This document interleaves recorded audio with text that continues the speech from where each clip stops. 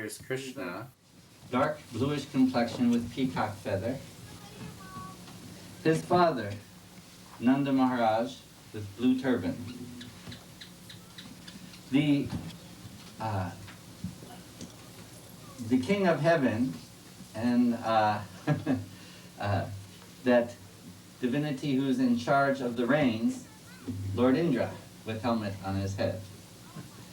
The Gopas here are the cowherd boys of Vrindaban, along with the cowherd girls. The great sage, Gargamuni, and the celestial cow, Sarabi. Should I move? Move. Okay.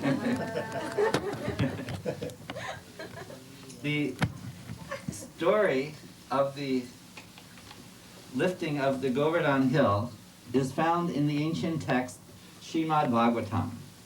So I will be representing the speaker, Shukadev Goswami. All of you, the listeners, will be the representative hearers, Maharaj Pirkit. The ancient text of the Srimad Bhagavatam describes the birth and the appearance of Krishna, his various activities. 4 chapters of the Srimad Bhagavatam is dedicated to the pastime of Krishna lifting Govardhan Hill.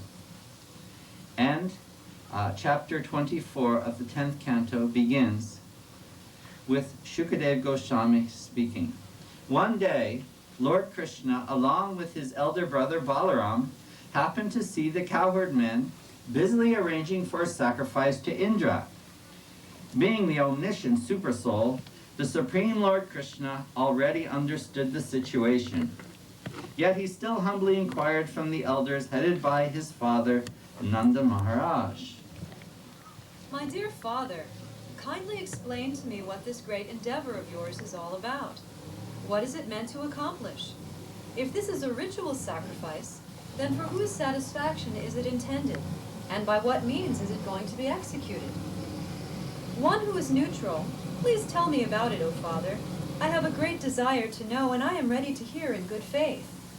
Certainly no secrets are to be kept by saintly personalities, who see all others as equal to themselves, who have no conception of mine or another's, and who do not consider who is a friend, who is an enemy, and who is neutral. One who is neutral may be avoided like an enemy, but a friend should be considered like one's own self. When people in this world perform activities, sometimes they understand what they are doing, and sometimes they don't. Those who know what they are doing achieve success in their work, whereas ignorant people do not. Such being the case, this ritualistic endeavor of yours should be clearly explained to me. Is it a ceremony based on scriptural injunction, or simply a custom of ordinary society? The great Lord Indra is the controller of the rain. The clouds are his personal representatives, and they directly provide rainwater, which gives happiness and sustenance to all creatures. Not only we, my dear son, but also many other men worship him, the Lord and Master of the rain-giving clouds. We offer him grain and other paraphernalia of worship produced through his own discharge in the form of rain. By accepting the remnants of sacrifices performed to Indra, people sustain their lives and accomplish the threefold aims of religiosity, economic development, and sense gratification. Thus, Lord Indra is the agent responsible for the fruitive success of industrious people. This religious principle is based on sound tradition. Anyone who rejects it out of lust, enmity, fear, or greed will certainly fail to achieve good fortune. When Lord Krishna heard the statements of his father, Nanda Maharaj, and the other senior residents of Braj, he addressed his father as follows to arouse the anger in Lord Indra. It is by the force of karma that a living entity takes birth, and it is by karma alone that he meets his destruction. His happiness, distress, fear, and sense of security all arise as the effects of karma. Even if there is some supreme controller who awards all others the results of their activities, he must also depend upon a person's performers engaging in activity. After all, there is no question of being the bestower of fruitive results, unless fruitive activities have actually been performed. Living beings in this world are forced to experience the consequences of their own particular previous work. Since Lord Indra cannot in any way change the destiny of human beings, which is born of their own nature, why should people worship him? Every individual is under the control of his own conditioned nature, and thus he must follow that nature. This entire universe, with all its demigods, demons, and human beings, is based on the conditioned nature of the living entities. Because it is karma that causes the conditioned living entity to accept and then give up different high and low-grade material bodies, this karma is his enemy, friend, and neutral witness, his spiritual master and controlling lord. Therefore, one should seriously worship work itself. A person should remain in the position corresponding to his nature and should perform his own duty. Indeed, that by which we may live nicely is really our worshipable deity. If one thing is actually sustaining our life, but we take shelter of something else, how can we achieve any real benefit? Would we be like an unfaithful woman who can never achieve any actual benefit by consorting with her paramour? The Brahmin maintains his life by studying and teaching the Vedas, the member of the royal order by protecting the earth, the Vaishya by trade, and the Shudra by serving the higher twice-born classes. The occupational duties of a Vaishya are conceived in 4 divisions: farming, commerce, cow protection, and money lending.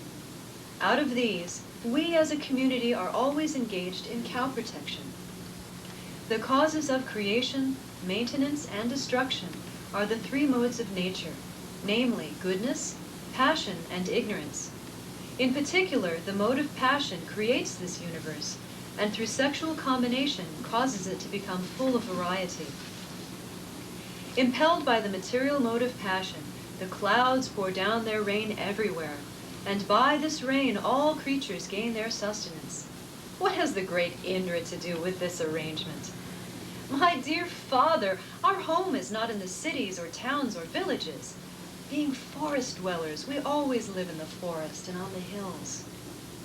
Therefore may a sacrifice for the pleasure of the cows, the Brahmins, and Govardhan Hill begin. With all the paraphernalia collected for worshipping Indra, let this sacrifice be performed instead. Let many different kinds of food be cooked, from sweet rice to vegetable soups. Many kinds of fancy cakes, both baked and fried, should be prepared, and all the available milk products should be taken for this sacrifice. The Brahmins who are learned in the Vedic mantras must properly invoke the sacrificial fires. Then you should feed the priests with nicely prepared food and reward them with cows and other gifts. After giving the appropriate food to everyone else, including such fallen souls as dogs and dog-eaters, you should give grass to the cows and then present your respectful offerings to Govardhan Hill. After everyone has eaten to his satisfaction, you should all dress and decorate yourselves handsomely. Smear your bodies with sandalwood paste, and then circumambulate the cows, the Brahmins, the sacrificial fires, and Govardhan Hill. This is my idea, O Father, and you may carry it out if it appeals to you. Such a sacrifice will be very dear to the cows, the Brahmins, and Govardhan Hill, and also to me. Lord Krishna, who is himself powerful time, desired to destroy the false pride of Lord Indra.